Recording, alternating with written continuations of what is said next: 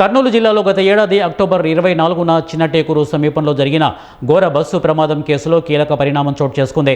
20 మందికి పైగా ప్రయాణికులు సజీవ దహనమై ఈ విషాద ఘటనపై జాతీయ మానవ హక్కుల కమిషనర్ స్పందించింది.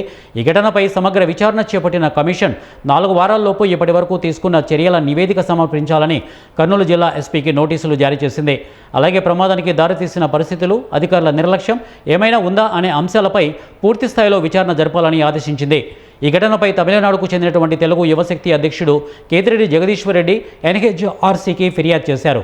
దీంతో ఎన్హెచ్ఆర్సీ కర్నూలు జిల్లా ఎస్పీకి నోటీసులు జారీ చేసింది.